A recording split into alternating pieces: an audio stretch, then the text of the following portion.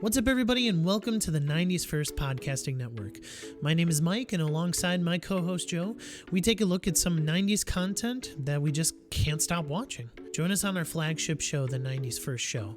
We look at some 90s content that Joe and I are watching, as well as some current stuff, and we end it with a 90s trivia contest. Or join us on Test Your Might, a video game debate show where we battle it out on the current news. Joe hosts as our good buddy Cicero and I try to get the high ground and go 1000 IQ against each other. If you would like to connect with us, we are on Twitter, Instagram, and Facebook at the 90s First. And finally, if you would like to support us monetarily, we have a Patreon. Head on over to patreon.com/the 90s First to show general support for as little as $1 a month. So whether you're listening to the 90s First show or Test Your Might, Joe and I would like to thank you from the bottom of our hearts. We hope that you have a blessed day. What's up, everybody? Welcome back to Test Your Might, our weekly video game debate show. This week, coming up, we have our favorite stealth games. We also have the Gamescom stuff, and then as well as the SNES Turn 30. What is the best game? These two guys will battle it out. And speaking of these two guys, we have Justin, aka Rubber Duck. He's been here past couple weeks, I believe. So welcome back. Thank you. Glad to be here. Yeah, of course. Thank you. And then, as always, a good friend of ours, a very good friend of the 90s First. And, you know, Cicero had to jump out, and we just had to find somebody better. So Shareef Jackson of ShareefJackson.com is here. Ladies and gentlemen, round of applause. I love that. I'm Shareef of the .com, Jack ShareefJackson.com of Shareef Jackson. What's up, everybody? Shareef, it's been a while since you've been on. How you been? Catch us up. What's going on with you? I've been good, man. You know, summer is over, so I'm prepping for school, you know, like I'm teaching like usual. And my tutoring stuff is, you know, moving less from summer prep to like actually digging in, and, you know, I'm having a baby in 2 months. So, so there's that as well. There you go, dude. Yeah, thank you. So trying to get all my sleep and stuff in now. I'm trying to bank all my rest. You know, I'm trying to bank it so I can take from it. Because our due date is actually literally Halloween. Oh, wow. Okay. So, okay.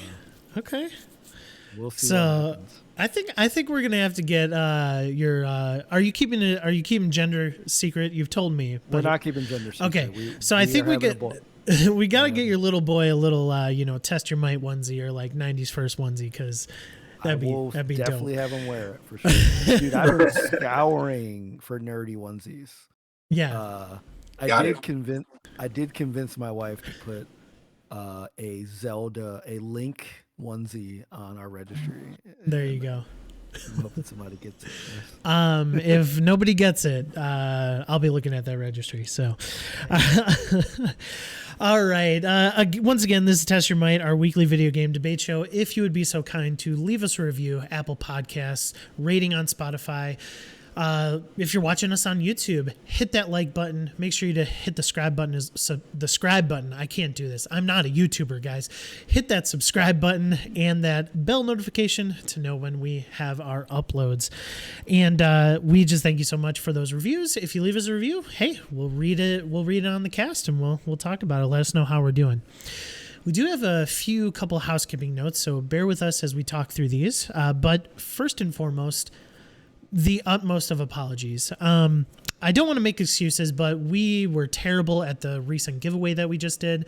You know, there were definitely some things that me and Joe were going through, particularly health-wise, with Joe's family and then me. I was actually I've been taking a hiatus off Twitter and stuff like that. So I've been like cleansing myself of social media, and so kind of dropped the ball on this recent giveaway. So with that being said, if you're seeing this episode on YouTube, if you're listening to this episode on any podcasting platform, please share it out. We'll do one more week of sharing out and retweeting whatever. I'll write your name on the list. Next week, we will officially do the giveaway. We'll do a drawing for that for a $20 Amazon gift card. So keep that in mind. Once again, very sorry. To those who have shared, I got your name on the list. Don't worry. You'll be entered in that drawing next week. So again, apologize for failing on that. Secondly, I'm getting busier, and Joe is also getting busier, and so we decided to bring a third person on our team officially. Cicero is that fourth person as well. We got this team of 4 people. Even though he's not here, we got somebody better, Shareef. Anyway, my schedule is getting busier. I work nights, and so it's enable for me to be able to have some free nights with my wife as well as my kid is going to school. We really needed somebody else to jump on the 90s first, and so Justin, you are joining as a fourth chair here with me, Joe, Cicero on the 90s first officially, and so we're really excited to have you. First and foremost, thank you so much. Justin, do you want to explain kind of some of the role that you'll be having? Because we've already discussed this on the back end, but kind of explain to our listeners where you're going to be helping with. Outside of the normal podcasting and helping out with the content that we create, I'm going to be handling a lot of the socials. So anything that is going to be posted through Twitter, through our Insta, Facebook, it's going to be handled mostly through me, and I'll be taking care of most of the social aspect of it. So that way I'll get out to you guys quicker. Yeah, I mean that was one of our biggest things, is that like me and Joe, I'm pretty okay at like posting to Twitter, but like me and Joe, we're not consistent, and so Justin does like social media, he does social media very well, and so he's going to help us with that too, but also he's going to be regular on our 90s first show, and so he's going to be on that show pretty much every single week unless he can't make it, and then he's going to be jumping in and out of Test Your Might as well when either I need a break or Joe needs a break, or even Cicero needs a night off, or something like that. So with that being said, once again, thank you, Justin, for jumping on. Finally, our newest episode of the 90s First Show is coming this Saturday. We had to delay it a week because we're trying to get scheduled with a good friend of ours, Chris Clow, to do a episode on Batman: The Long Halloween, which is recently a comic book adaptation movie that was made into 2 parts recently over the summer, as well as the comic book run is from the 90s. So if you guys don't know, we do some of these episodes, these special episodes where we review something from the 90s, and then we bring it, we talk about something that is called 90s Now, which is this new Batman Long Halloween movies that they made, adaptation of the comics. So, all right. Stay tuned for that episode. It's coming Saturday. Me, Justin, and Chris are recording it this Friday night on the 3rd, so definitely stay tuned for that. All right, I'm done. I want you guys talking. So Shareef, as our guest, I'm going to go first. I'm going to go your way first. Question of the week. We are in the midst of a series. So we did a series on consoles, our favorite games from each of the consoles. Now we're doing genres. So Cicero, what's your favorite game from the stealth genre? Yeah, I'll wait for Cicero to answer. I'm sorry. Oh my goodness, Shareef, go ahead. I don't do this often. I'm sorry. So my favorite game from the stealth genre? Stealth genre. Yep. Okay. Does it have to be 100% stealth? No. Mine's not 100% stealth. Okay. No, mine's not 100%. So in terms of games with the stealth option, I guess, where like stealth is like a major option, it's Deus Ex. And I'm talking about the original 2000 Warren Spector Deus Ex. I like the new ones as well. But man, I played that one. I was in college at the time, and I just could not. I remember missing classes. Like I just could not rip myself away from that game. And like part of it was because, I was born and bred on these Doom and Quake, right? Like these nonstop, like run and gun things. And I wasn't too big into Half-Life, which I know is like a different kind of pacing. So, so like Deus Ex was really the first like Unreal Engine game, that was like slow pace, and you could choose to just stealth your way all the way through it. And I found that to be a really cool challenge. So, in like later kind of playthroughs I went through on more of a combat focus, but I love how like there was always that option of like climbing through that air vent or like sneaking through that grate, which I know is kind of like when you hear that now, it's just like, oh my god, another grate. But back then, it was like it was so like, sneak past people, or like silently take people down and stuff. So yeah, that would be my pick. Okay, original Deus Ex. I played the not remake, the Mankind Divided, I believe is the reboot. And that was a good game. One. Yeah. Yeah, oh, okay. One. So yeah, those are good games. Yeah. So, Justin, favorite stuff. As you know, I love horror genre. I played Outlast and Outlast 2 for a bit. It was good, but then something else caught my eye that did it much better. The atmosphere, the creepiness, the stealth, the huge aspect of my nostalgia. The game was Alien Isolation. Oh.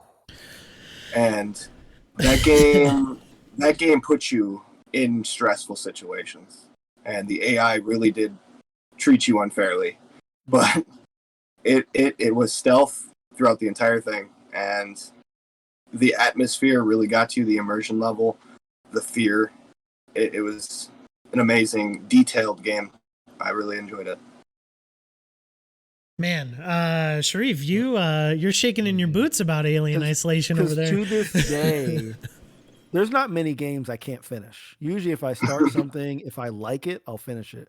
I liked Alien Isolation. I could not finish it. My nerves were too on edge. And to be honest, that immersion, yeah, and like to be honest, part of it was the alien, but a part of it was, and this isn't a spoiler, but you like run into these like humanoid kind of characters, and they were just so creepy to me. They would like talk to you like they were trying to help you, but they'd be like trying to strangle you, and that just, I don't know, man. Just that and the alien, I just found that it was just too much. It was too much. So I they did a good job. Yeah, I need to go back to it because just phenomenal world building, phenomenal like world building, the sounds. Like if you play that game with headphones, it's incredible. I need to finish it, but man, I just it just got me too much. Yeah, I think I have it downloaded on my Xbox, and I've never tried it. So it's definitely one of those that I've been wanting to get into, just because I'm a huge horror fanatic as well. So definitely one I think I'm gonna keep on my to-do list. I had a tough go at like trying to pick what I wanted to choose here. And ultimately, I think I'm going to go like the route of what Shareef said, was just like not necessarily a full-fledged stealth game, but stealth is one of the main options. And Assassin's Creed 2. Assassin's Creed 2 is my favorite of that entire series. It is one of the few games that I've ever 100%ed. In fact, I 100%ed that at 3 a.m. at none other than Justin's house on a CRT TV with my Xbox 360. So I remember that to this day. Another stealth game that comes to mind, and same story, beat it at 3 a.m. I didn't 100%, but beat it at like 2-3 a.m. at Justin's house, and that's Batman Arkham Asylum. And so there's stealth elements to that too, but ultimately Batman was definitely more action focused for myself and my gameplay. But so that's why I'm gonna go Assassin's Creed 2. But also shout out to Tenchu Z as well. Tenchu Z is a great one. I don't know. Check out some of them. All right. We're going to kick it off straight into what have you been playing. Justin, we're going to go your way first, my friend. All right. Been playing a little bit of Apex. The D&D session of Star Wars started up, so we're doing that. 2 sessions in. I play a Mandalorian bounty hunter that talks like Batman, but, no one knows that I'm a gun underneath. It's pretty funny. No one's asked to take off the mask, and I wouldn't do it anyway. But other than that, I've been playing Hades. I've got 17 runs completed, and I'm going through Heat now. I'm enjoying it. still. But I put it down to try a new game that just came out on the 19th, and a friend told me about it, and I never knew that you could create such an immersive experience without even seeing anything. This game is called The Veil, and it came out on the Xbox. It's $20. Try it out. The game is meant to be played as if you were blind. There is no visuals on the screen to give you any hints. There's no visuals on the screen other than glowing dots throughout the entire gameplay. It lasts about 5 hours. I've played maybe 30, 40 minutes. And you rely strictly on 3D spatial sound with your headphones for the entire game. So you visualize everything that you hear to progress through that story. Through attacks, through battles, through movement. And it's an experience. It is a completely different experience than I've felt with any game. It really puts you in a state of you don't have vision on your side. You're feeling this as if you were completely blind, and you could only hear things to know your surroundings. And it does it well. And it's been told, it's either love or hate it. I'm on the love side. I'm enjoying every moment that I play in it. That sounds pretty interesting. Is the sound design like super good? It's so crystal clear, great voice acting. It's great. It tells the story as if you were reading a book, but you don't have the descriptions, you have the sounds. Do you not see? You don't see much, right? Like you. It's meant to be played with your eyes closed. That's Really? The best way to experience it. Okay. Very interesting. I'll definitely take a look into that. Man, I think that's such a cool game for like accessibility, like just people who have vision issues. It narrates can everything experience from that. menu to inventory to everything. It narrates everything for you. The closest experience I've had to it was I played Hellblade recently, and that dealt with mental illness with the sound and spatial sound, and that was very interesting as well. But this is just a whole nother level of putting you in place of somewhere you're not usually at. That's pretty crazy. Well, yeah, definitely check it out. You said The Veil's like $20 on Xbox? Yeah. Is it other $20. places as well? I believe it's on PC as well. Okay. Shareef, what you been playing, man? Well, you guys love Apex. I love Destiny. New season of Destiny dropped. I've been loading up my Guardian and playing through Season of the Lost. It's only been out for a week, and it's been a pretty phenomenal week. I mean, Destiny's in a really good place. I mean, like most live games, it has its ups and downs, right? But man, they really start the season off with a bang. So I've had a blast with it this week. I've also played a little bit of Death's Door, which was which was one of the hit kind of indie games that came out of like E3 and stuff over the summer. Well, not hit game, but like one of the games that a lot of people were talking about because of the visuals of it, and it's good. It's good. I probably played about 4 hours of it, and man, it's really good. Yeah. It's hard. Yeah. It's hard, but I appreciate that though. Like I made it through one full level. One like full world, I guess, where I defeated like a witch. Defeated the witch. Okay. Yeah, and like after I beat it, I was like, "Yo, that was good." Like I felt like I had that gamer adrenaline. Yeah. After playing that, so I'm enjoying that. No More Heroes 3 just came out. I'm a big Suda 51 fan. I haven't got a chance to play any of it yet, but I do have it downloaded and ready to go. I love No More Heroes 1 and 2, so I'm looking forward to seeing how they take on Travis Touchdown in this game. So, that's pretty much what I've been playing most recently.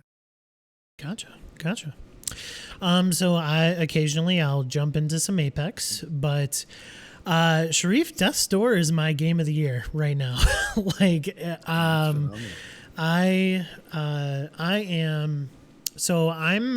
I'm up to Betty, which is the third boss, the third witch. I have not tried to defeat Betty yet because At that point, when you get to that point, you've unlocked every single equipment to navigate the world. So I've actually been going to the entire rest of the world, trying to get like the shrines and stuff to get my health up and my magic up, and just like find all the secrets basically in the worlds that I, the places that I couldn't go. So I've been doing that. I was able to upgrade my fire spell, and so later on in the game, when you do upgrade it, your fire spell, it deals sustainable damage. So like you'll hit your enemies and then it will continue damaging them over time. And it also stacks. So if you hit them with all 4 of your magic shots, it stacks and just continues to damage.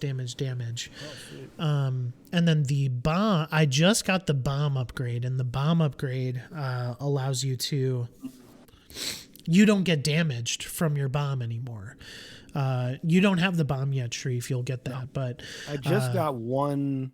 I only unlocked one weapon, like right at the end of my last. Yeah, you unlock the fire. Yeah, fire. Yeah, the fire is the only thing I got. So yeah, Death's Door. I'm loving it. That is literally all that I've been playing. If I'm not reading comics or watching movies, I'm playing Death's Door. I don't know if you've ever played. Have either of you played Hollow Knight before? No, I've heard good things. I haven't been able to pick it up now. This game really reminds me of it from the art style, how the characters act, like the music. It really reminds me of now. Like Hollow Knight is like a side scroller, equally difficult. But if you like this game, I would definitely recommend checking out Hollow Knight. I've played like maybe like an hour of Hollow Knight, and it's a lot more difficult. It's hard. For me, like I've come to realize that in my 29 years of age, I'm terrible at 2D platformers. I'm just bad at them. Like I don't know why. My wife is a way better Super Mario player than I will ever be. Like she just destroys me at Super Mario World or anything really. But I'm just bad. And so Hollow Knight, like I just was bad. And so I don't know, maybe I'll revisit it. But Death's Door definitely does have that vibe. Like the different unique like character designs and enemy designs. Definitely. I get what you're saying. So yeah, it reminds me a lot of that game. All right, it is time for the news. Guys, this past week, pretty much just Gamescom stuff. I mean, there's a lot of trailers, a lot of cool new things that got shown out of Gamescom. Shareef, we'll go your way first. What are some of the things that stood out to you? Like, what'd you like about this week at Gamescom? I mean, what I like. That's weird. I was gonna start with what I don't like, I guess. Oh well, yeah. Go ahead with that too. Like, overall impressions. Saints Row, like the series never hit for me. Like I get why people like it, like super customizable, super zany, but I felt like it was almost too much. Yeah. Like to me, like GTA was like enough parody. It was like part parody, part real, part whatever. Saints Row was just like 100% silly. And I don't know if it's just my sense of humor, I guess. Maybe it's got more stale and old manish as I've gotten older. Yelling at a cloud. yeah. But like that new Saints Row, it did impress me in the fact that it was like had a diverse group of people. I was like, hey, that's pretty cool. Yeah. Aside from that, the trailer did nothing for me. Like I was like, okay, great. I'm sure it'll sell a bunch of copies, because a lot of people do love that series. But I was surprised at how how much people were kind of talking about it. I mean, the big news to me was one, getting the date for Halo Infinite, which is super important to me. I can't wait for that game. I'm so glad they delayed it. I feel like we really might have had a Cyberpunk situation if it would have came out, during the original time. So I'm super happy that, and getting the date for like Horizon as well. Those are two games I'm totally looking forward to. To me, like true next gen ish kind of games, right? Yeah, and you're So one of the few people in this world with a PS5, so you can, Yeah. you can play Horizon Forbidden West. yeah, and yeah, if you have it, I don't know if this update was for PS4 as well, but I know that they got 60 frames on the console now. Yeah, that was just PS5 for Zero Yeah, Dawn. Yep. yeah, I actually played it on the PC, so I played it in like 60. But yeah, this is a totally different game at 60 frames. It's excellent game. So yeah, I mean, honestly, those were the biggest things to me. There weren't a lot of announcements that I really got into, except for dates of things that I was already kind of like waiting for dates, like Call of Duty. Okay, great. But Yeah. oh, that Ninja Turtle game looked pretty cool. Like I saw like some more of that. Like I think it's called I Shredder's Revenge. Yeah. yeah. I mean, they like already announced it, but they announced that like April was a playable Yeah. character, which is pretty cool. And she was like beating people up with her microphone. Are you over brawlers, or like you still into them? Because I know Good that ones. good No, ones. I thought Streets of Rage 4 was really good. I really dug that like Scott Pilgrim game Oh, that Scott came Pilgrim was out. great. Even like a couple years ago, that like Double Dragon Neon game, I really, so yeah, no, I like a good brawler. Okay. It's definitely, I think it's really a bit of a what you grew up on, right? Like I grew up on Yeah. Double Dragon, Final Fight, and these games, so it kind of brings you back to those arcade days. Just like that was usually my go-to games. If I didn't know what else to play, I would go to those games because they were designed to just suck your quarters. Like Ninja Turtles, X-Men, all those games. Like they were just designed that you just keep putting quarters in, literally without even thinking about it. It's just like a Pavlovian like response. You just keep just shoving it in there. How much money do you think you spent at an arcade growing up? So the funny thing is, I can tell you almost exactly every time because we would go to the laundromat right next to it, and my mom would give me like $5 of quarters and say, "Here you go," and that was my money for that time. So I would have to split that up. So I stayed away from like like the $1 fancy driving games or whatever. Mainly go to the 25 cent, or maybe the 50 cent games. But like I pretty much kept it to the either the arcade games or the pinball. It was always like a quarter. So There you go. $5 chunks. Really quickly, Justin, I'm gonna ask you your overall Gamescom impressions, but Shareef brought up the Halo release date, and you guys had a bit of a conversation last week on Test Your Might about it, and you said, hey, let's just get the multiplayer out this fall, let's delay the campaign. What are your thoughts on the December 8th release date? I think they wanted to separate it from Forza. I think that they still want the flights to go out, the test flights, Right. and they want to have enough of them in there to get the data they need. And they pushed it to December to kind of gap that, especially Call of Duty as well, November. I feel like I still stand behind the way I was swayed. They should have just delayed it, unfortunately, for another 3 months. 3 months isn't that much.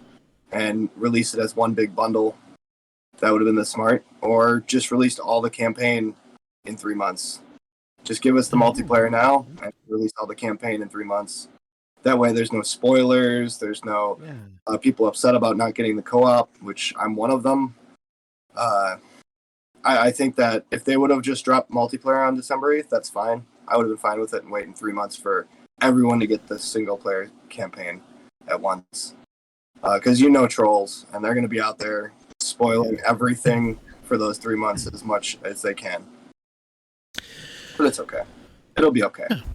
So really quickly before I talk about Gamescom a little bit more, I was under the impression for myself, my thought process behind it was that not releasing Halo with a campaign without co-op campaign though is unacceptable. But they still had no choice but to get it out this holiday. So I think they had no choice, just because of the perception of what Halo Infinite is that right now it's going to be an awesome multiplayer game. That's the perception, right? But the campaign itself, like, they want to be able to have that big budget first party title for the fall winter season. Mm-hmm. And under my impression, and maybe Shareef, you could comment on this, is like, yeah, I would love to play the campaign co-op, but most people who do play the campaign usually play it twice. They'll play it single player and then they'll play a co-op run as well. So, like, I don't know, what are your thoughts on that, Shareef? I think co-op is, in terms of the general Halo audience, which is a hugely mainstream audience, not only a gamer audience, right? I think co-op is very niche. And I think they made a business call, like, look, people are going to be mad, but this is a game that reaches, like, this is a game that, like, CNN will talk about or whatever. This is like a mainstream game. Well, I mean, some people would argue that it's like lost, like you know, like that cachet, but I don't really think so. I think this is a game that still reaches out to people that don't normally care about game release dates and stuff. So I think it's the right call from a business perspective. It sucks from a gamer perspective, but I think being a business, I get it. Yeah. I don't think they should have delayed it 3 months, though. I think I just feel like I said, it's just been kind of not a good. Well, not good because it's COVID and all kind of stuff. But man, it's just got to get out. I mean, the Series S and X have been out for long enough, and Game Pass is great. You know, like, there's been great stuff, but you need that game. Chiefs on the back of the box. And I know 3 months doesn't sound like a long time, and it's not. But when it's around the holiday season, to me, that magnifies it. Like, it's not like going from April to July, right? It's like missing that holiday season. Yeah. To me, it's bad enough that they're missing Black Friday. I'm like, man, like, can't you at least come out? Like, I hear you on that. 2 weeks earlier, you know? Yeah. But like, I'm sure that this was the earliest they could possibly get it, and still feel like it'd be relatively, you know, of course there's going to be bugs, but like relatively not like major bugs, and to look good, because that was the main thing about that last trailer. Yo, this. You know, doesn't have that shine that people like expected, and I think rightfully expected too. Yeah. All right. Me and Jelly have a bet, a Amazon gift card bet because I think co-op is actually not far behind. I think co-op will be a quick update for Halo, and we have a bet. If Halo co-op comes before my birthday, I win. If it comes after my birthday, Jelly wins. So we'll see who wins that bet. Anyway, Justin, when's other your games, the 20th of January. So and Jelly's the 21st of January. So like, we're a day apart. So if it comes after Jelly's birthday, then he wins. You just want them working through the holiday. No, like I mean, maybe, but I don't think that's it. I think that co-op is not necessarily like a flip of a switch.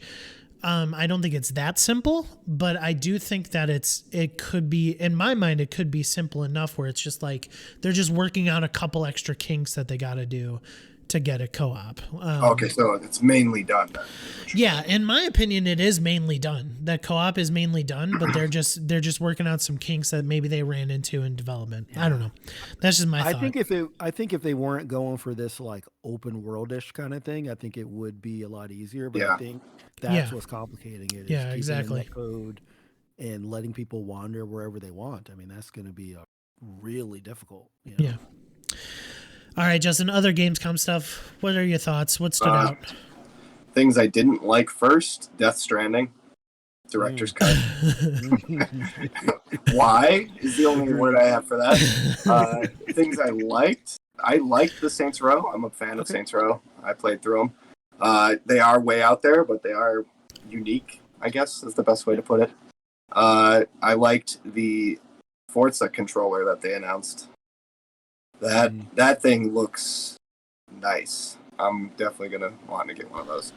Yes. And then there was this little title, a Marvel title. Yeah. That is an XCOM Marvel game, and it looks very promising. That's my game of the show. Like I'll just be straight up honest. Wow. I love turn-based strategy games, and to put it in the Marvel universe, I'm just so stoked for that. Shareef, any quick thoughts on Marvel Rise or Midnight Suns? I guess I'll have to believe it when I see it. Like I like those games as well, but for some reason, I don't know. Maybe it's the sting of the Square Enix Marvel's Avengers thing, but I don't know, something about the Marvel thing that people just of games, and I know this is from the XCOM creators, so it is it necessarily? I don't want to degrade it by saying it's a Marvel skin, but they do have a proven game model that that you even saw in the Rabbids Mario Luigi thing that worked out pretty well. So hopefully it's good. I guess I'm not ready yet to be excited about it until I start, until it gets a little closer. I see some more stuff. Yeah. Other standouts for me, like Lego Star Wars. I know, Justin, you're a huge Lego fan in general. You play through most of the games. That's getting a spring 22 release window. I'm still upset that it got delayed. Yeah, I mean, for all intents and purposes, it's kind of a reboot because they're adding like voiceover to the original 6 that they made. So, and then obviously adding The Last Jedi and Rise of Skywalker. I gotta tell you though, man, Forza Horizon 5 just looks so fun. Like the opening scene, you're dropping out of a plane. Like that's just epic. Like Fast and Furious. The Fast and Furious. That's what I'm thinking. Yeah. Exactly. I love the Forza Horizon series. It's only going to get better from there. Gamescom sounded fun, man. A lot of cool things. A lot of cool things that I wasn't expecting. Anything else that we want to chat about here? I think that Microsoft extended their show longer than it should have been. I think that the amount of content that they had, they could have easily done it in like a 30, 45 minute. They didn't have to go to 90. Sadly, I thought that the E3 presentation was phenomenal. I thought that the extended E3 was great, but this one was just, I don't know. It didn't hit the point for me. It just felt like they were stretching. See, I think it depends if you like those kind of developer sit downs, which I love, but I know for like a snappy, like just see what we got, it is long. Yeah. I agree with you there. It appeals to me, but I can see like for most people that are kind of like put those as an extra thing that you could find somewhere else, but like in your main thing, like keep it a little more like concise. I can see that. Yeah. What about xCloud coming to the Xbox One platform via streaming? What are thoughts on that? That's pretty huge. Being able to play an Xbox Series X game on your Xbox One, getting that upscale, getting the better frames, as well as the kinks they fix with the Wi-Fi problems. They just need a bigger library, is my opinion. I've used it a few times and I enjoy it, but the library needs to be increased. I know it takes a lot of servers, and it would, but I feel like it's a good thing. Yeah, it's Microsoft. They have the money. Yeah, I think the accessibility for people that can't get a Series X or a Series S it's good because they're able to play those games in the best way they can. Yeah, and for it to output 1080p 60 FPS, also to have a dedicated app that they're saying is going to be coming out on the Xbox Ones, like I think it's a home run. Not everybody has $500 to upgrade their console, or even $300 to even get to the Series S. And this, if they already own an Xbox One, they're ready to go. So yeah, I imagine it's going to be very similar to the phone app. I play xCloud on my phone with the control. I have like one of those Backbone like controllers. Yeah, and I've played MLB The Show on there. I played like Destiny 2 on there, and it plays really well if you have like the Wi-Fi to It's support. almost good native. stuff. Yeah, like it feels like really good. So Yeah. I anticipate it's going to be just the same on the one. And like xCloud is perfect for those turn-based strategy games as well, or just like those slower paced games too, where you don't necessarily need those precise moments. So yeah, I mean, I think it's a no-brainer, and it's gonna be cool. It's gonna be really cool to see that like people can experience new Xbox games no matter what platform they have. They don't necessarily have to upgrade. So it is really cool. Really, really cool. You guys ready to duke it out? Oh yeah, Of course. always. Shareef, you haven't done this in a while, but are you ready to test your might? I know, man. But I've been practicing. I've been listening to old episodes. I can practice. Oh, there you go. Hitting up the backlog. Thanks for the listen, my brother. All right. Well, that brings us to Test Your Might. Our namesake, the reason why we're here. All right. Okay, you guys, first question on the block. Hey, Shareef, you already mentioned this, but creator of No More Heroes says that the third game is the end of the series, so hopefully you guys done your research, because my question is, what is the best end of series game of all time? Shareef, you're our guest. You go first. Does it have to be a third game, or can No, it be like just any end of series. End of series. That's why I did that, because like, I mean, you might argue Uncharted 4. That's the end of the series, quote unquote. That type of stuff. Yeah, I thought Uncharted 4 had a great ending. I know a lot. For some reason, Uncharted 4 didn't get the due I thought it deserved. I really, really liked how they wrapped up the story of a Nathan Drake. So it's not my all-time favorite, but it's really, really close. Oh, actually, maybe it will be Uncharted. That's really close. It's always hard to do an end, because it's like, they'll come, but like they'll make another one, that kind of thing, But I don't want to go with Uncharted. Maybe I should have thought about this a little more. Should we go Justin Ways first? Yeah. All right, yeah, Justin, go ahead. All right, so I was gonna pick Uncharted 4, but I'm not going to do it. I'm gonna give Shareef that if he wants to pick that. That's a phenomenal game, and it would be a good fight. I'm gonna shout out Jelly, and I'm gonna go Portal 2. Oh, that's a good one. I think Portal 2 was up there on my list for sure, and the fact that you're fighting Wheatley and you have to work with your mortal enemy from the original game to beat him. I think it was a phenomenal game ending, and the story concluded perfectly. You saw your companion cube, you saw the characters you cared about right at the end, and you learned that Gladios, she had a nice side to her, at least for a little while. Yeah.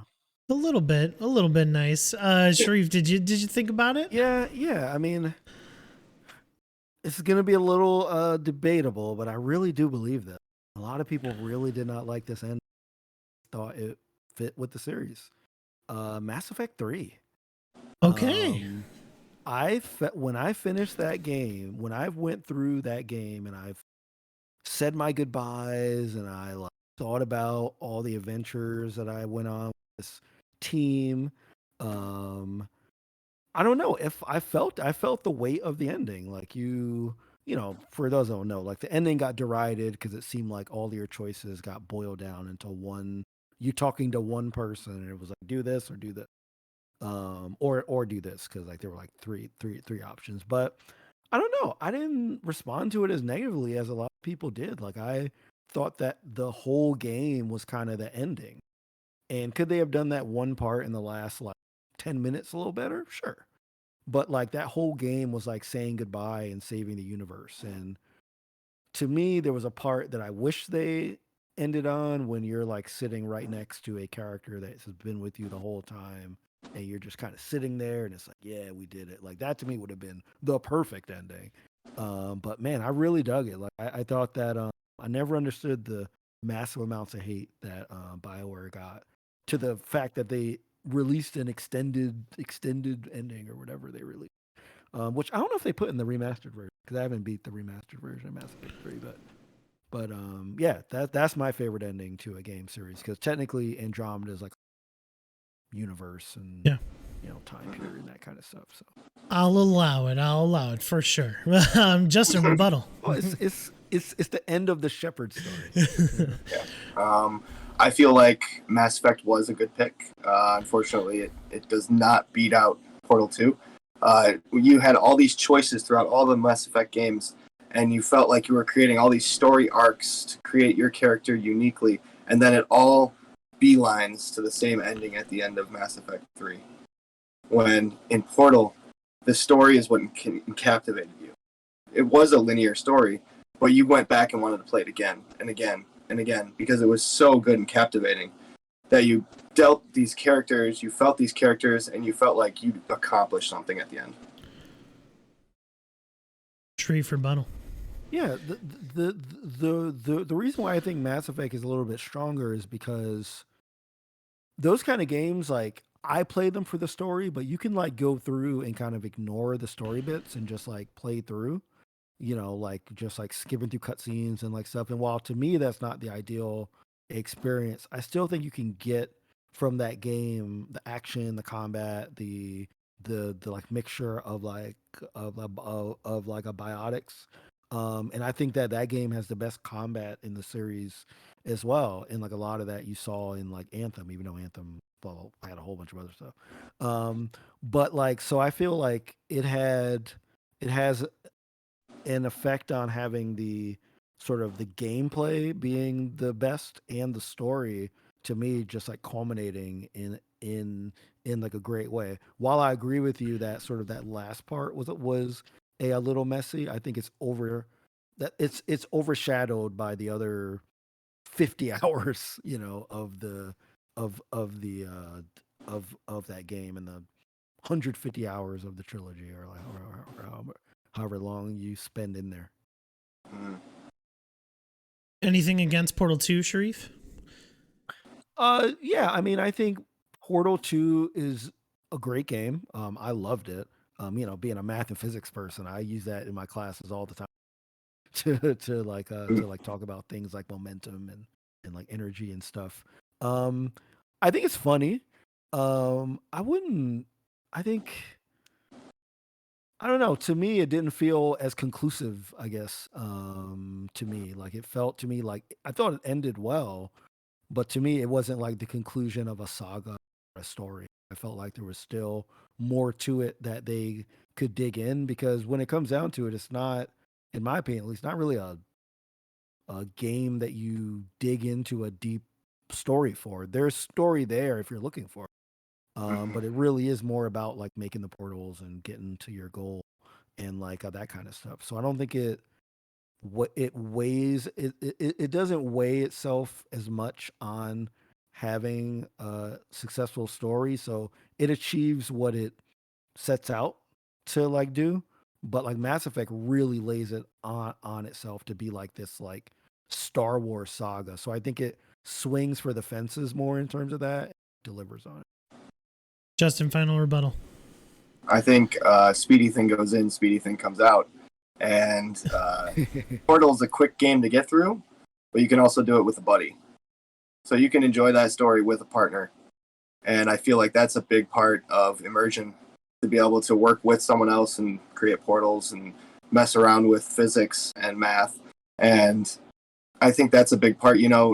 The Mass Effect trilogy is an RPG, and it's a long game. It's got a lot of fluff, and I don't think that makes a great story. Fluff can extend your experience, yes, but that doesn't create the story. And I think people that were looking for a good story and conclusion, Portal 2 delivered. Portal 2 is one of my favorites of all time, but I think I'm going with Shareef on this one because of the culmination of the gameplay as well as the ability to have a sprawling story. I don't think Portal 2 evolved Portal 1 as much as Mass Effect 3 did, so to the Mass Effect series. So I'm giving it to Shareef. All right. Good opening round, gentlemen. Good opening round. All right. We've already talked about Gamescom, so our next one here. What was the best announcement at Gamescom? Now, this is something I'm gonna give a little bit of a clarifier here. Not a reiteration of something we already knew. So, not the Halo release date. Something new that Gamescom presented. What was the best announcement?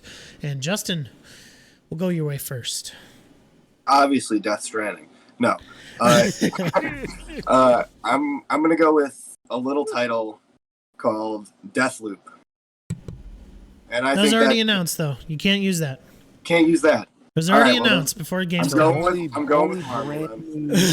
I'm going with Marvel. I think Marvel was the winner on that, in my book.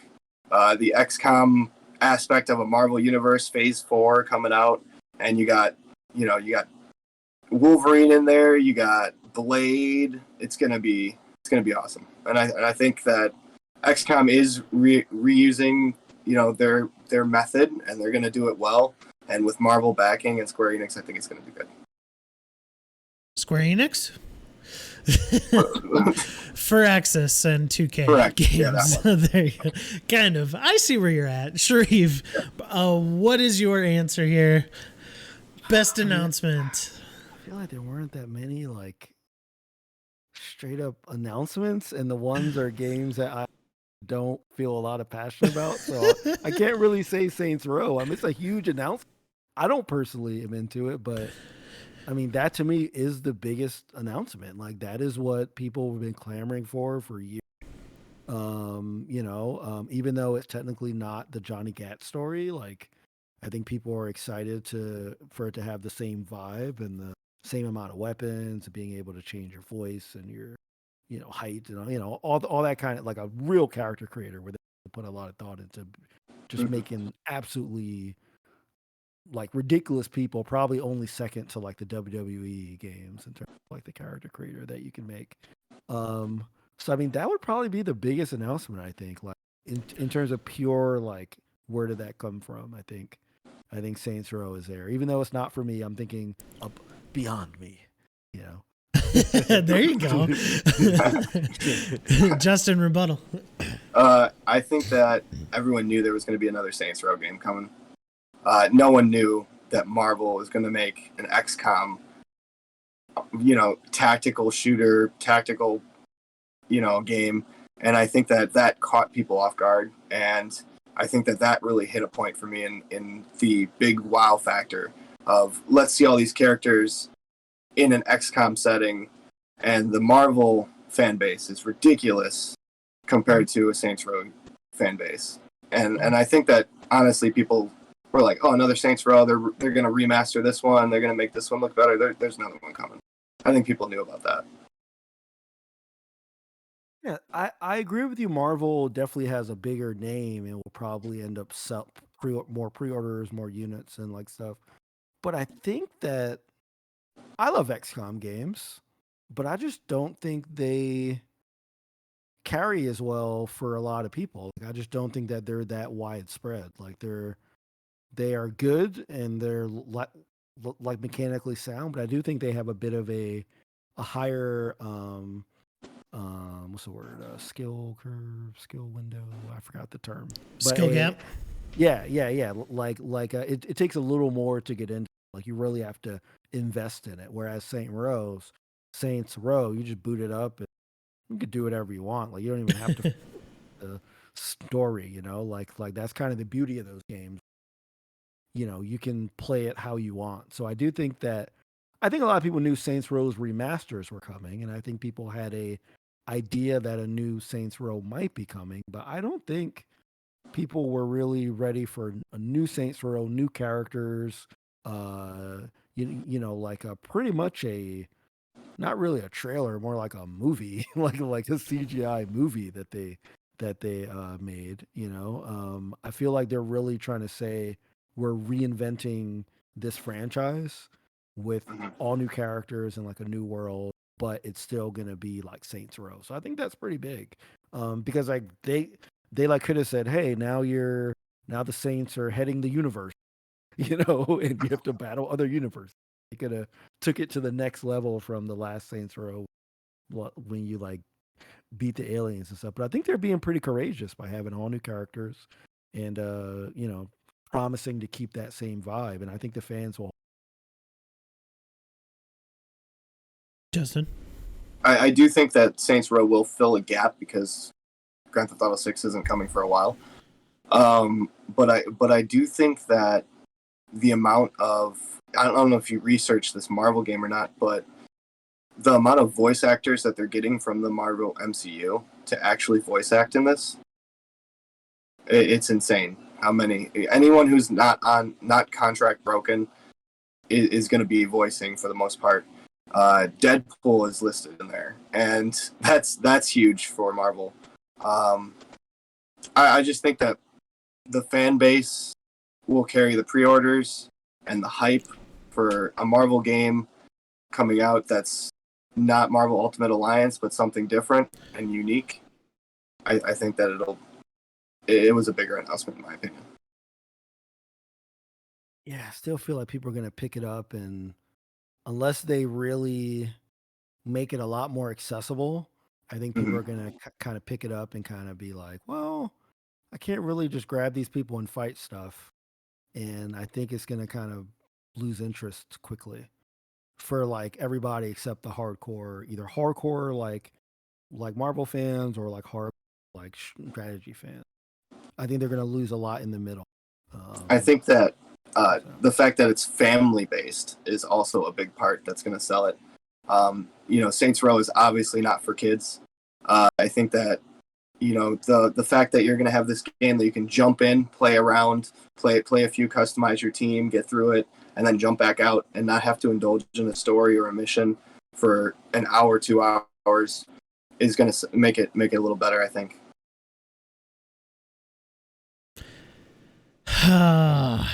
Justin, such a valiant effort, but I think Shareef just hit you too big with the strategy stuff. Like, turn-based strategy is, for some people, it's such a niche genre of games. I think that was too big of an argument against you. So, Shareef, 2-0 here, man. You're kicking butt. I did not know that point about the voice actors, though. That's pretty awesome. I did not know that. That's pretty incredible. Yeah, it's insane. Yeah, because I've been loving that. I've been loving that about the What If series. Like, I didn't know they were going to have all those. Yesterday. Yeah. Yeah, it's incredible. It's like, oh man. Is What If good? I know this is a tangent, but I am enjoying the most recent was the best. It's progressively getting better, and every episode is different. You don't have to watch one and then the other. You can just jump in wherever you want. Is it better than Loki so far? I mean, Loki's an ongoing narrative that is kind of bending with your perception. Like it's totally different. Like, well, I didn't really like Loki, but I like What If because it has like the feeling of a comic. Like it feels like it's like, hey, we're just writing this crazy one shot. Let's just see what happens. Like I love that. Yep. Like it just feels fun, Yeah. and it feels like creative, and it feels like that the writers really got a chance to just like go ham with these ideas. Okay. And the voice actors are there. I mean, it is. Yeah. Yeah. Also amazing. true. Yeah. All right, I'll have to catch it. I will have to catch it. All right, battle number 3. I hope y'all ready. With Halo Infinite getting a final release date of December 8th, what is going to be the best game this fall? Shareef, you're up first. Define best. You mean like, to me, the best quality game? You mean the best selling game? You mean like what are we talking about here? Can we do an overall? Like maybe just like it's going to sell well, but it's also going to be a very good game. Okay. You want to do that? Okay. So like a mix. Yeah. I mean, look, I gotta say it. I mean, I don't want to say it, but I gotta say it. Call of Duty Vanguard. It's gonna be out on everything. Call of Duty always sells, regardless of what people think about the quality of the games. It always massively sells.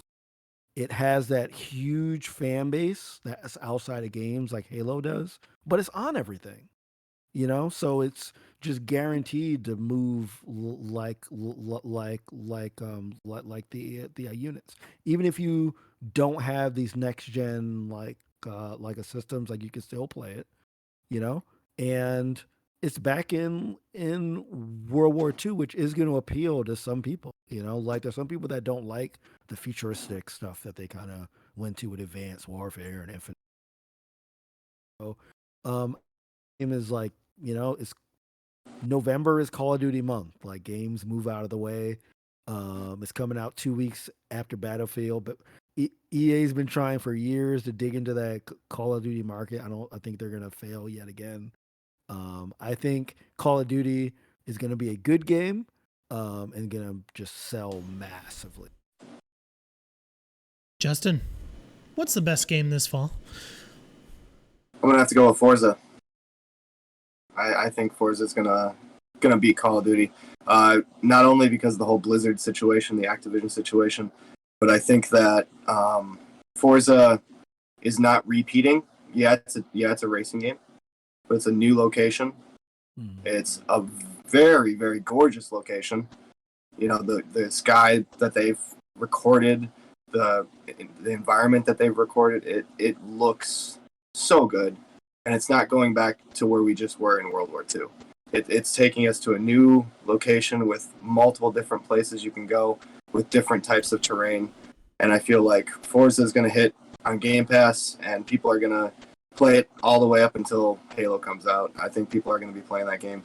I really think Call of Duty is going to hurt this year because of everything going on. And I feel like going back to where they were just a few years back, World War II, is a bad move. Battlefield is doing something different where they're allowing you to go anywhere in any gun in any place, and I think that that's even going to do better than Call of Duty this year because of what's going on. Forza is going to be the best out of all of them, I think. I think given the requirements of selling and quality, I think Forza's quality is going to be off the charts. I think Battlefield's quality is off the charts. I love the fact that it's mixing of different eras of stuff, which is something I've wanted for years. Yeah. But I think if you're looking at sales and quality, these sales, I agree. The Activision Blizzard stuff is horrible. Like that's why I don't want to go with them. Like that, and being tired of Call of Duty. But they're terrible. Oh, sorry. It's okay. They're an awful, they're an awful company, but I do think that they know how to churn out these games. They've been doing it forever. If it has the same feel, which I have no reason to think that it won't, it's going to have a lively multiplayer community. And the Call of Duty stories, I mean, they're just like big action flicks. I mean, people dig them. Like they're never regarded as these like great narrative pieces or whatever, but they get the job done. So I think that if I'm mixing quality and sales, I think overall, if you look at sort of both of those put together, I think Vanguard got it. I think Forza will not sell as well. I think racing still looks good, but it's still one of those genres that is just not as dominant. I love Forza for sure, especially their DLCs like the Hot Wheels joint and the Lego stuff was really fun in the last couple of like Forzas. But I don't think the quality of Forza will outweigh the sales of Call of Duty, I guess is what it comes down to. Justin, rebuttal. I think that Forza, with the customizing races and the DLC that you mentioned that everyone buys, will outsell. Not only the multiplayer aspect of it. I know Call of Duty has a great fan base and a great multiplayer, but I think the visuals and the situation with Blizzard is going to hurt Call of Duty so bad this year. I think that, how many downvotes did the trailer get? on YouTube. It was crazy how many downvotes they just got on just a trailer, and I think that's gonna pull straight into the sales. And I think that people are still gonna, there's obviously gonna be those people that still buy it because they're diehard fans, but I think that a lot of people are like, they need to choose the better option this one, and I think people will switch over to Battlefield for this year until that Blizzard situation's all handled. And I feel like Forza is going to have that replayability with friends to keep you interested with great visuals and quality. Shareef, final rebuttal. Yeah, I don't think the Activision Blizzard stuff has as much effect on general sales. I think it'll make all the gaming news blogs. No, actually, let me say that. It's been a story outside of it. It's definitely been a story with harassment and Me Too and all that stuff. It's definitely been a story. I don't think it'll be a story that really digs into all the parents that buy this stuff for their kids, even though it's not a kid's game, but whatever, it's a whole story. All these people that just buy it like it's a habit, and the same buy Madden every year, and they, buy NBA 2K every year. Like it's just one of those. It's almost like a ritual. It's almost like people, I hate to say it, don't really care about what else is going on. If there's a new Call of Duty and they have a system, they almost feel like they have to buy it. So I think I think it'll be bad press for them. I don't think that bad press will dig into their sales too much. I think they'll still dominate the holidays as they always.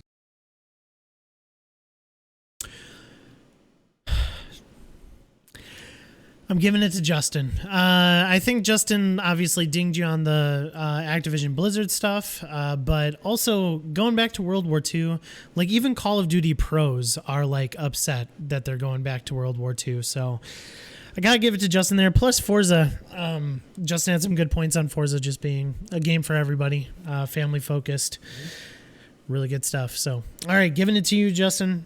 Okay. Shareef, you haven't been on an episode in a while, and we have a new segment as of last week. So brand new. And we have an official name, and I have confirmed this name with Jelly, Justin, and Cicero, so it's official. It's called our Quick Attack Debate. All right. Yeah, you Pokemon fans, you know. All right. So the way the way Quick Attack Debate works is Shareef and Justin, you will have 1 minute for your opening argument. This opening argument is only your argument, nothing to slam your opponent. Then afterwards, you'll have 30 seconds for a rebuttal. That's where you slam your opponent. And then finally, you'll have a separate 30 seconds for your closing argument where you can do a mixture of slamming and, pros of your whatever you want your closing argument to be. That's what you got. You only got 30 seconds. So, you guys ready for Quick Attack? I'm super fast. This is like debate rules. So. Yeah. All right. Justin, I choose you to start. Yes, that was another Pokemon reference. Shareef got it. All right. Justin, your timer starts now. Oh, sorry, listeners. Holy cow. Wait. What's the question? I don't do this often. Okay. I thought you were going to ask the question while the timer was on. No. Okay, what we are debating here is the SNES officially turned 30 years old last week. And so our debate is, what is the best SNES game of all time? All right. So, Justin, again, I choose you. Wait, I have a question. Is it like 1 minute him, 30 him? Yes. Yep. I'm going to be timing. It's going to be 1 minute. Right. We're going to be alternating. So Justin's going first. Okay. You got 1 minute on the clock. Best SNES game of all time. Clock starts when you start talking. Justin chooses The Link to the Past, Zelda. I was 1 year old, 1991 when this game came out, and I had it in my household. And I didn't know what it was, but when I grew up, I knew what it was. And it was a phenomenal game. Soundtrack, story, gameplay. The Link to the Past will always be in my heart as one of the first games that I completed and enjoyed all the way through. The story captivated you. and the gameplay hit the spot. You still have 30 seconds. Oh, I'm doing good. From the games that came out on the SNES, there was a lot of games that came out that were good. I feel like this one topped the cake, even above Super Mario. I feel like it hit all the right points from soundtrack to gameplay, and you were playing as Link, solving the mission, or rescuing the princess throughout the entire game. Time. All right. Shareef, no rebuttal right now, just your opening argument for your best SNES game of all time. Clock starts when you start talking. Yeah, so I think you forgot about one Super there. You mentioned Super Mario. Let's talk about Super Metroid. Okay, Super Metroid. We took this dark game, right? The original Metroid, great world building, super dark. You beat Mother Brain and you get out great. Now you're going back. And not only is there a whole new story, first of all, you go back to the original places that you went to on this 8-bit version of like a Metroid, and then they wrap in the baby Metroid that you found in the Game Boy version and bring that into the story as well. So really great narrative. Also pretty much not invented, but was a proponent of speed running. I mean, this was one of the early games that like people speed ran, and like now it's still like one of the greatest speed running games there. Shout out to Deer Force, everybody. So Super Metroid, #1 SNES game of all time. Ooh, coming in at the clock, a minute on the dot. Justin, you have 30 seconds for rebuttal. That 30 seconds starts when you start talking. I do feel like Super Metroid was a good pick. Unfortunately, with speedrunning, that means there's a lot of bugs and glitches to get through that.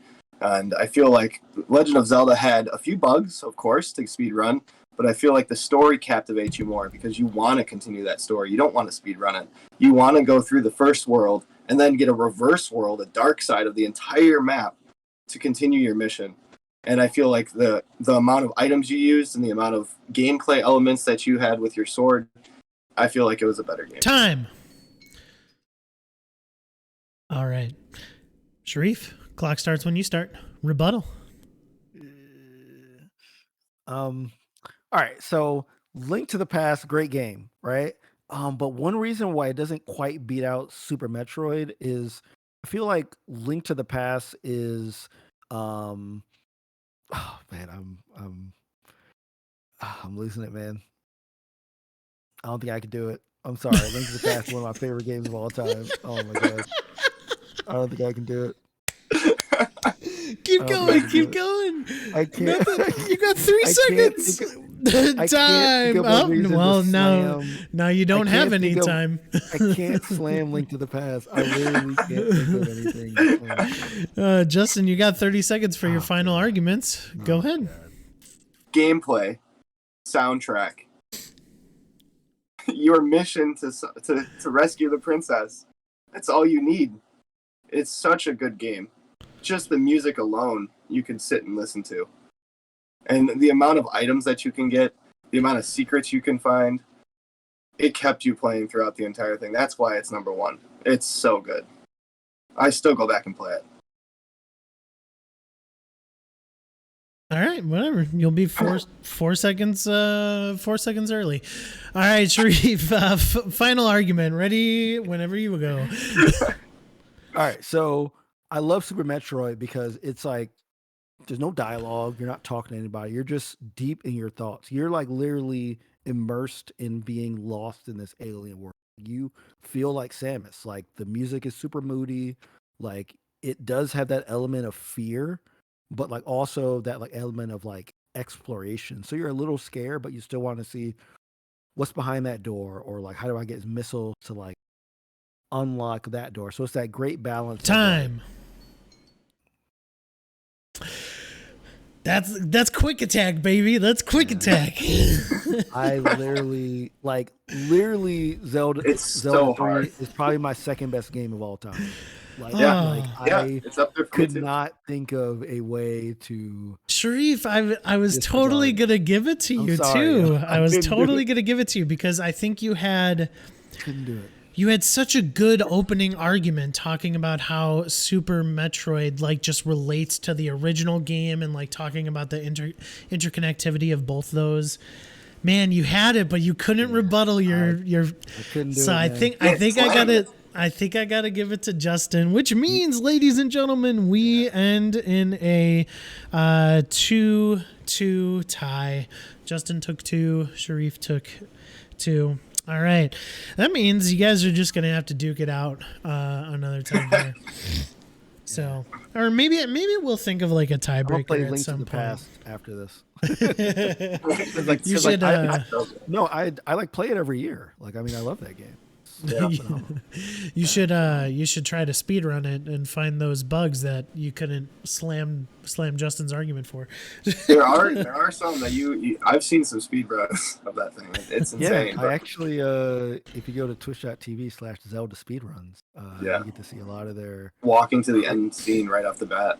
Yeah, they found just incredible bugs, and they're all in the Japanese version, all in like the original Japanese versions. But yeah, it's phenomenal how they get through these games. All right, guys.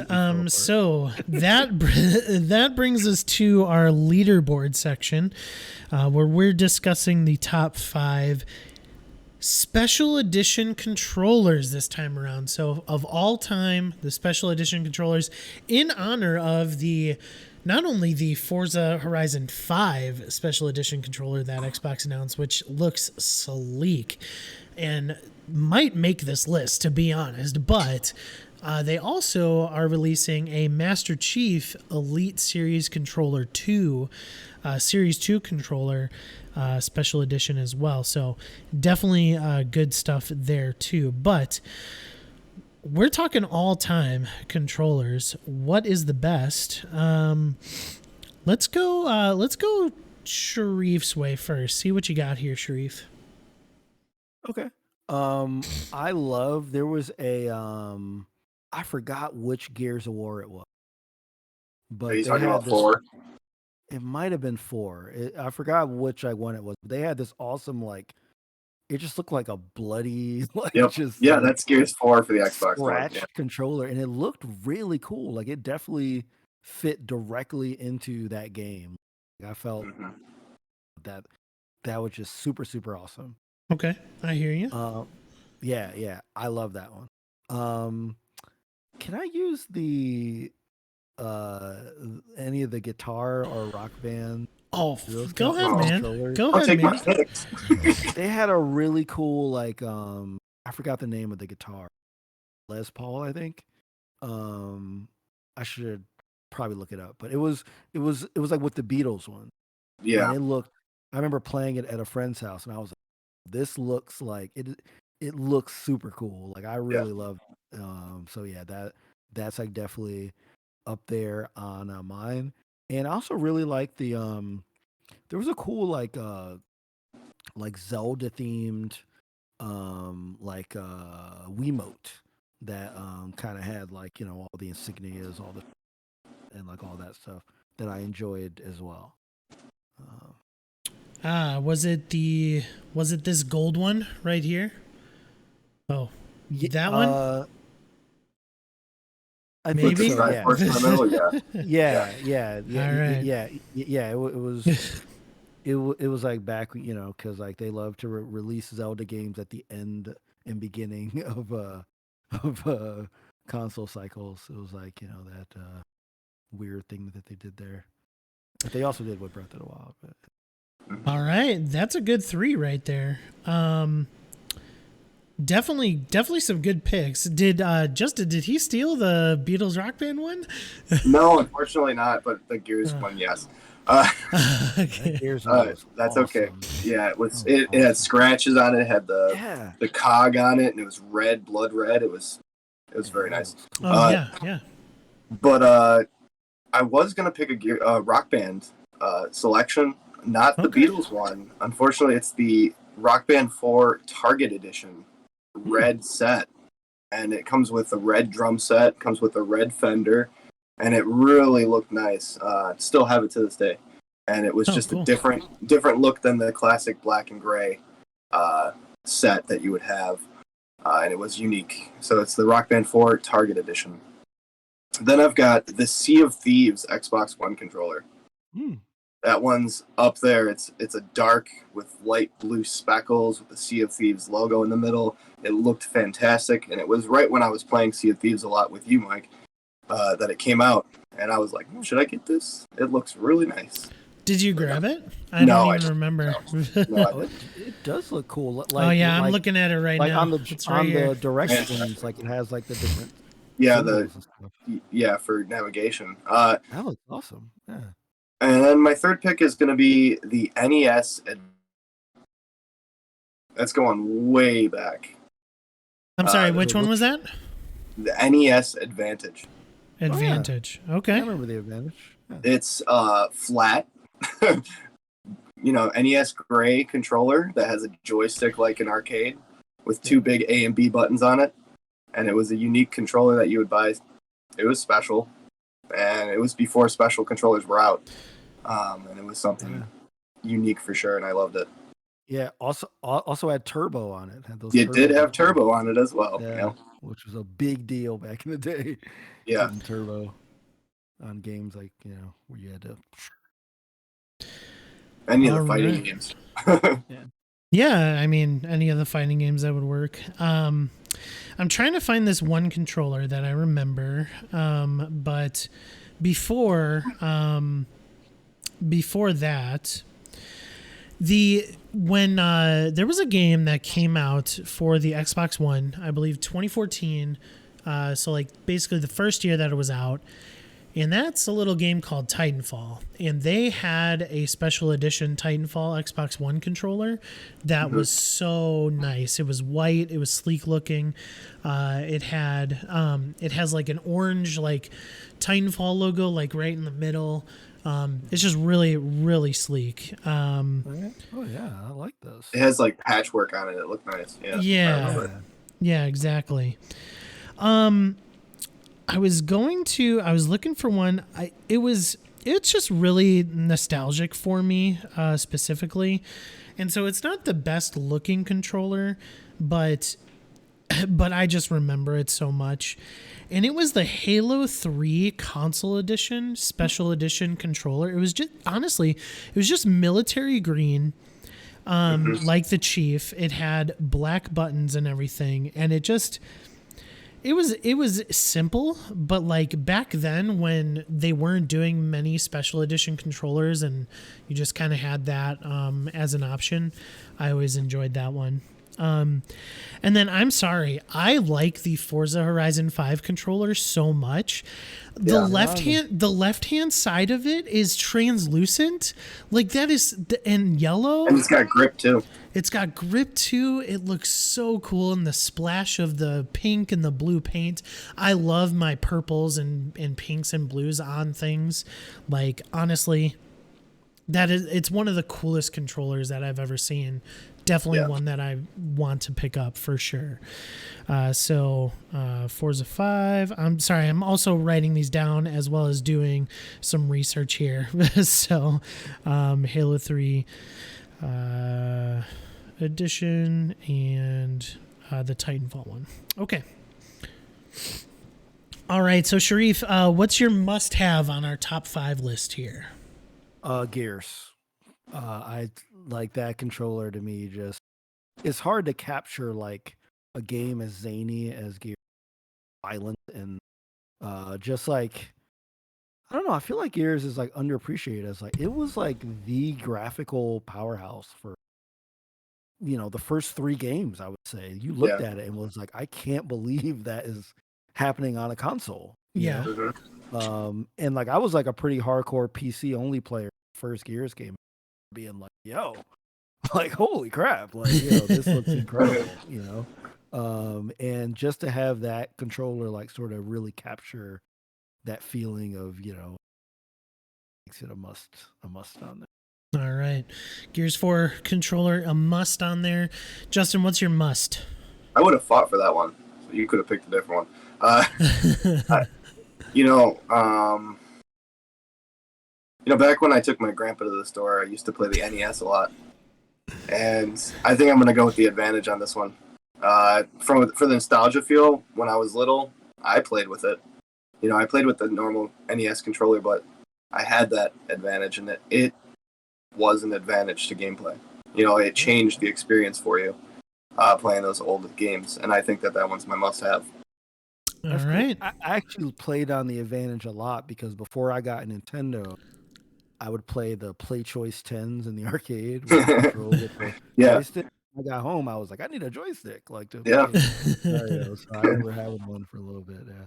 There you go. There you go. I like it so much, you guys. The Forza Horizon 5 controller is my must. Oh, I would have fought for that one too. Leapfrogging the competition. Yeah. You would have fought for that one? Oh yeah. Oh yeah. Really? Man, I like it. I'm just surprised that it's struck y'all like that. No, It like looks honestly, so good. it's so cool. I love it. Yeah. It was a big reveal for me. Okay. We need two more, gentlemen. Personally, I'm going to fight for that Beatles Rock Band guitar.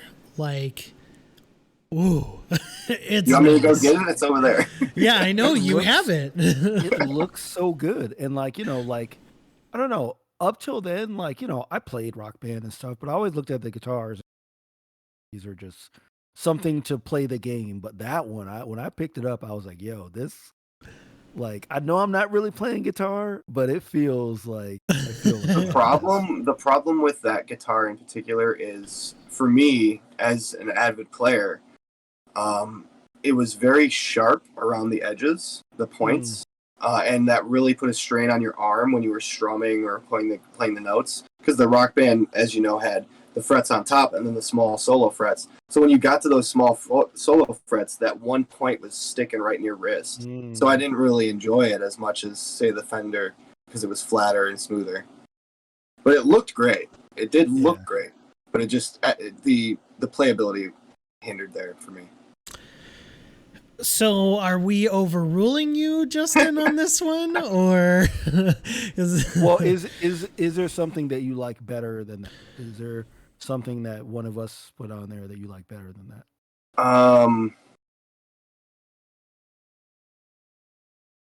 I would go with the Zelda Wiimote, honestly. The Zelda Wiimote, there was a Wii U as well that came out, and anything with Zelda insignia on it really looked great. And I think the gold Wiimote and the Triforce in the center of it, that was nice. It is really sleek. How much of the, like, because you're talking about the feel of the Rock Band Beatles guitar not really being the best. Wiimotes are terrible as far as like controllers. Like, I think they feel good though. I enjoyed it. Yeah, I enjoyed the Wiimote and the nunchuck. Yeah, I mean, I agree that the motion was not like one-to-one. No, I'm not even talking about the motion. I just think like the controller itself, it's just not. It didn't feel like a gamepad to me. You know, like it just felt off. I don't know. I mean, that's why it was successful, right? Because it didn't feel like a gamepad. It felt like a remote. It felt like something. I enjoyed it. I think it looks good enough that it can make this list. What about that Sea of Thieves? What about that Sea of Thieves controller? It's another high contender, just the look alone. But if we're talking about skins, we're gonna have 3 Xbox controllers on here just because of the look of them. Yeah, it's like I would put the Titanfall above this. I love the Sea of Thieves, like I love the navigation stuff, but man, that Titanfall looks like it's so sleek. You could see it in the game and you wouldn't think twice. Like you could see it. Yeah. So I could get down with Zelda, Wii Remote, and Titanfall as our last 2. Thoughts on that? That's good. I mean, get down with that too. Okay. Because even though I don't like the Wii Remote in general, that look though is sleek with the gold and the. It looks nice. Yeah. All right. We got our the list. Wii U is like that, though. In no particular order, per usual, we have the Gears 4 controller. We have the NES Advantage. We also have the new Forza Horizon 5 custom controller, the Zelda Wii Remote, and Titanfall. Gentlemen, I think that's a good list of custom controllers. Good news, good news. All right. Shareef, hit us with what you've been up to recently. Like, do you want to plug anything before we head out? Yeah, so Rivals of Waterdeep, my D&D show, hiatus, but we did just celebrate our 100th episode, which is exciting. So all that stuff is available on the Rivals of Waterdeep podcast feed, on YouTube. Just search for all that to get that. Our 100th episode, we actually had all our previous cast members back on. So we had 10 people on, and we were just all reliving like memories of playing in like LA and playing together in Chicago stuff. So make sure to check that out. My current show is under the Kids on Bike system called Trouble in Techburg, and that's on twitch.tv/Pixel Circus. It's a Roll20 show, which is a virtual tabletop software, and that's on every Thursday at 11 a.m. Eastern. And that also has a YouTube feed as well. If you want to check out the past episodes, where in season 2 of that, we got a few episodes left for this season. Other than that, working on some games. I do some gaming consulting stuff. So got some things in the pipeline there that I'm excited about, but it's pretty cool. And other than that, yeah, just find me at Shareef Jackson on all social networks. And of course, ShareefJackson.com for all that good stuff. Ooh, ShareefJackson.com.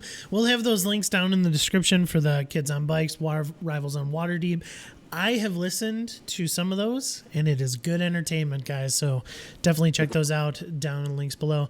Yeah, Justin, and if you like Cicero, he was on Rivals of Waterdeep for the first 6 seasons of it, first 60 episodes. He's there. I mean, he's okay. We got Shareef Jackson on the episode this week, so don't worry, Cicero. We like you. Justin, you got anything to say? Rubberduck 2500 at everything. On PlayStation it's Rubberduck_2500, and Instagram, Twitter, everything Rubberduck 2500. All right. Well, check us out on all social media at the 90s First, as well as don't forget about that giveaway. Just all you have to do is share this episode or any of our content, really. Just share it on your socials. I'll write it down, tag us in it. We'll get you in that giveaway. As well as don't forget, we got a new episode of the 90s First show coming this Saturday on Batman The Long Halloween with special guest Chris Clow. We'll be talking about that. Really excited about that. Thank you guys for listening. For Justin, for our good friend Shareef, from Mike here. We'll see you later. Party on, Wayne. No? Nobody's going to party on Garth? Amazing. Take your grandpa to the store. Yeah, what got you to say that? Was it that really weird commercial? This is because we're 90s First. We're 90s First, man. It's the Wayne's World, man. Oh, my goodness. Okay. I love you guys. This is all staying in our outro, by the way. Oh my goodness, I'm getting a cramp in my thigh. Oh.